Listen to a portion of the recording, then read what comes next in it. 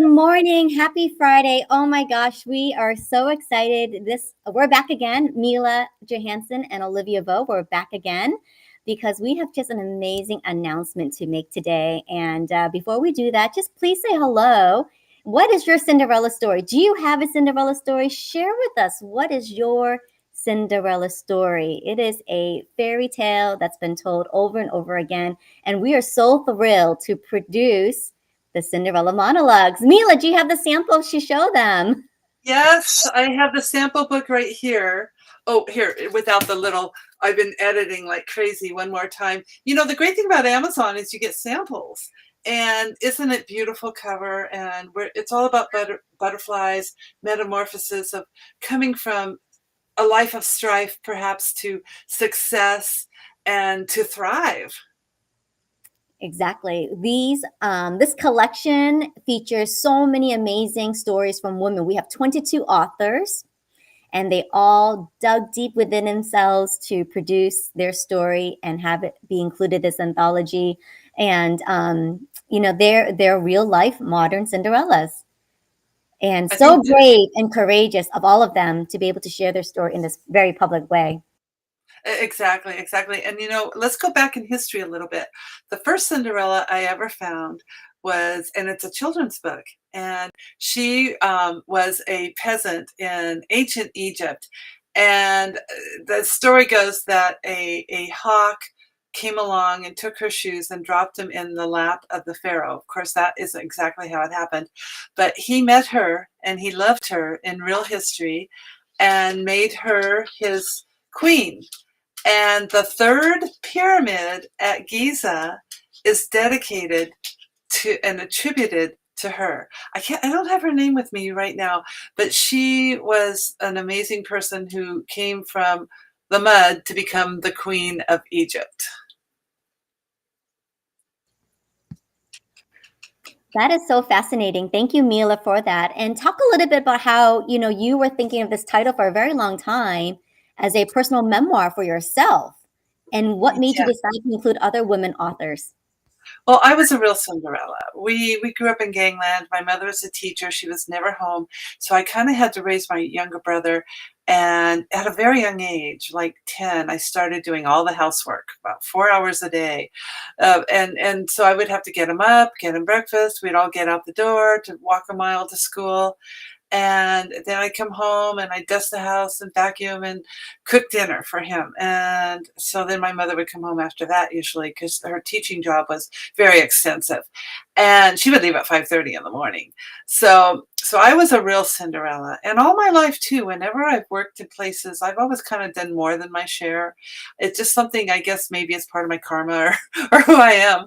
And so I wanted to write my memoir because there were some very hard things and other things that happened. And my brother didn't make it out of gangland. So that's a sad story. And part of it was that he didn't have to do any work. He only had to mow the little tiny track home lawn and take out the trash, which was half hour a week. And here I'm doing, 3, 4 hours a day. So I think that saved me. You know what I mean? And so then I wanted to write my memoir, and I couldn't do it for a long time because some things are hard. And then suddenly I thought, no, I want to share my story so I can help other women. So I started writing my memoir, and I wanted to call it the Cinderella Monologues. But halfway through, I started writing it about 8 years ago. But then I realized that maybe the Cinderella monologue should be lots of women's stories because people started telling me their stories. And I thought that the monologue should be a series of women's stories to help other women that may have gone through some of the same things. Mine wasn't as harsh as some people's, I will say. I mean, there wasn't any incest or anything like that in my life because there wasn't any father around. So that actually turned out to be an abundance for me. So, um, so then I thought, now I'm going to call my book Cinderella Interrupted, like that one movie. And then I went and started meeting women and asking women to be in this book, the Cinderella Monologues.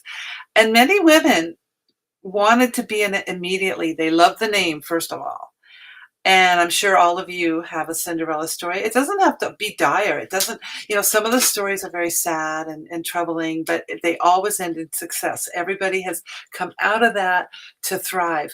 And, but, and there's some very funny stories, some very cute stories in there too. So there's all kinds of stories in the book. And I really wanted people to be able to express themselves, and everyone is so excited. Half the authors have been published before, and half never have been published, so this is very exciting for them.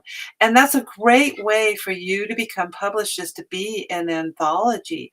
If you're in an anthology, you don't have to do any of the work. And because, doing my grandmother's book, From Cowgirl to Congress, this book right here, a lot of edits from a long time ago, I um I I probably ended up paying like 7,000 just to get everything done, editing everything. So to be in an anthology for just one small price is not a lot to pay to become a published author. And usually, like in my books, we all become best-selling published authors. So it's all very exciting, and I'm so excited to have 22 women authors in this book. And my inspiration for me becoming a Cinderella and the Cinderella Monologues goes way back to my grandmother. In the 1800s, she was a Cinderella in her house. Her mother died when she was age 10, and she was left with all the housework with her younger sister. And it was a cattle ranch, so they had to feed the cattle workers, and then they had to clear the table, feed the family 3 times a day, and do all the dishes and the cleaning. And so she was a real Cinderella that did have the story of incest and other terrible tragedies in her life, and made mine look like the golden child, a very good childhood, even though my brother and I went to bed often without dinner or school without lunch. But that was nothing compared to what happened to my grandmother. So she's my true inspiration for this book. And I actually am putting the rest of her story, which I didn't put in the major book, in the back of this book, so people can read what really happened to her in her childhood. Mila, it looks like you've come full circle. I love that so much. Wow. And what a legacy, for your grandmother, and to intertwine our stories with hers. Like there's this really beautiful lineage series of Cinderella stories in one collection. And I will say, Yeah. I have to compliment you that, during the writing process of this, it was very transformative. Yes, And it I'm is it's a way to heal once you start writing it, and she wrote her memoir, which helped her heal. But, with her, she must have had stars above her head, Olivia, because she came from that terrible, tragic childhood, but a teacher saw how brilliant she was and got her to Smith College. She never looked back. She became the first woman lobbyist. She spoke all over London with George Bernard Shaw. She worked with Gary Chapman Gatt and Alice Paul to get women the right to vote. And she taught Eleanor Roosevelt public speaking. So there must have been, and put together the Pulitzer School Pulitzer School of God. Now I've lost my name for a minute. But she did everything. For some reason, everything fell in her lap as soon as she left Colorado. she had a fairy godmother. She was my fairy godmother. She was my fairy godmother. And then she became your fairy godmother. Yep. She fed me. She fed me whenever I came to her house. Actually, I would steal cookies, to give you a little secret. But anyway, she would feed me, and she was my fairy godmother. Beautiful. I love it. And it was a lot of fun, I think, for many of the authors included, to take different themes of Cinderella and also included in their story. And some just wrote, their personal story, but some actually took it a little bit further. Like I took a little bit of creative license and included mention of, magical spells and talismans and fairy godparents too. And your story is so powerful because, Olivia, actually is one of the Vietnamese boat people that came over, and her mother had been the Cinderella in her family. Everybody made her do all the work. So she references Cinderella in her story, which a lot of people do. I really love, I mean, I love all the stories, but I love especially the ones that reference Cinderella, like I did this as Cinderella, or, one woman said, when she got pregnant, she goes, and a little prince arrived. I thought that was a cute way of putting it.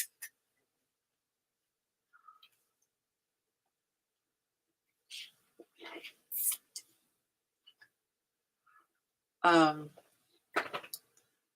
I can't hear you. I was gonna say, like, part of the transformative experience I've had is, I went and got, like, my butterfly earrings on. Oh, I've got a butterfly shirt that said "Spread your oh, wings." So, but it's really been just such a wonderful experience. I remember, you talking about it. I mean, you've worked on this book for several years, but I think heavily started just to ask women for their submissions last December. I think that's what the first time I've heard about it.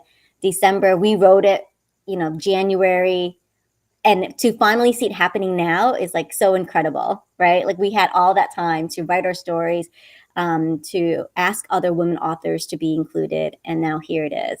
And we're going to launch very soon. So get this, everyone. We are going to be launching 22 authors on October 22, 2022. oh, wow. Hey, yeah, you're right. I didn't quite get all that, but I set it up. It's one of those magical moments, right? Yeah. And we're real excited because we would love if everyone would go on to Amazon. It will be on Amazon available, and buy the book and leave us a review. That would really help the book get out to many people to inspire other women. I think a lot of people, Olivia, don't understand that. I think before we had all the talk shows, Geraldo and then Donahue and then Oprah, women thought they were sometimes the only person who had been abused. And often they thought it was their fault. But when they got to hear that, oh boy, 1 million other women it's happened to, and it's not your fault, I think it changed people's lives and gave them more power and encouragement. So I think that's what a book like this does also, is that you're not the only one that this has happened to. And it's not your fault. It's probably someone else's fault. I think that's powerful. It definitely is. And I just love being in the community of such strong, resolute, invincible, resilient women. Like, I love being the company of our group. And, so many of our women authors are now going to expand on their Cinderella chapter for their own memoir and our memoir anthology. So, yes, so Mila doesn't stop publishing ever.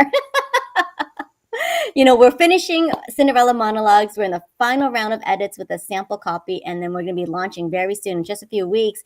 But then right after that, we've already begun a 12-week writing and publishing course for your memoir anthology, and it's going to be amazing to have all of you who want to tell maybe a little piece of your Cinderella story. Yes, or any story. This is sort of the memoir edition where people can, because I think our families will love reading about what we've done, and it's. I always say to older people my age, write your memoirs so your children will know you were young once. But also, you're never too young to start writing your memoir. And this one will be like 2,000 to 5,000 words. So you can be a published author instantly without all the work. And we're doing a class to show you exactly how to flesh out your story idea, which part of it to write, and then you can add to it later. This short version can be the outline for your longer version. And it's very, very exciting to be published. And, Olivia and I, we're being in all the anthologies we can be in. I'm in a lot of people's anthologies. So is she.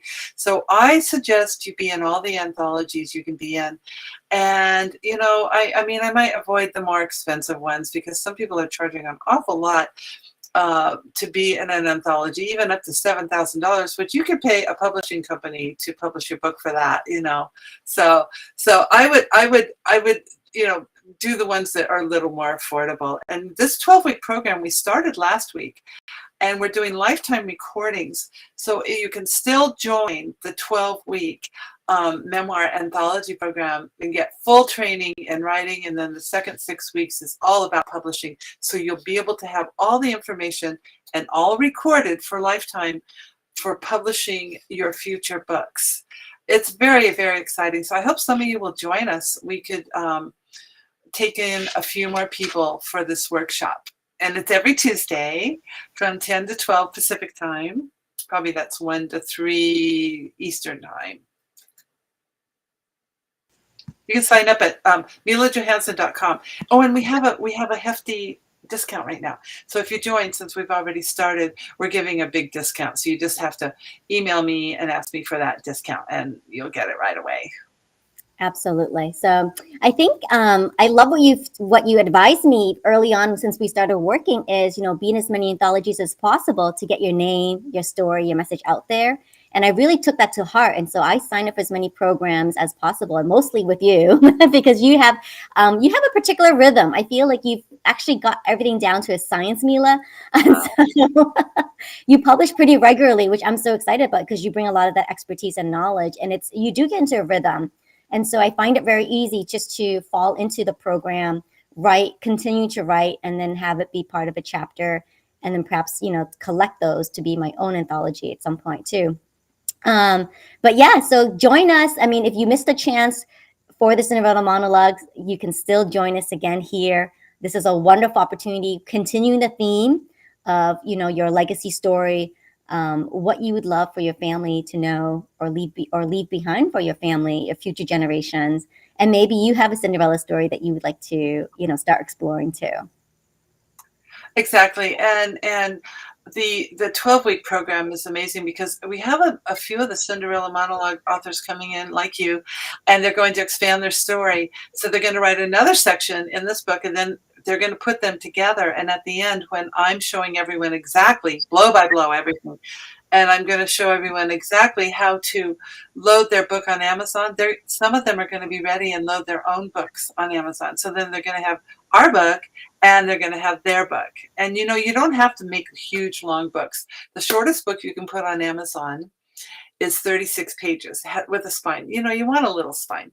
And then the next thing is you can, like my book, 101 Surprising Tips, is 70 pages. But if you go up to 98 pages, you can put your name and the name of the book on the spine. And then most people are opting to right now write the comfortable 120 to 135 page book. And we're not writing missionary anymore. So long books are more like 200 pages, 300 pages. So. Excellent.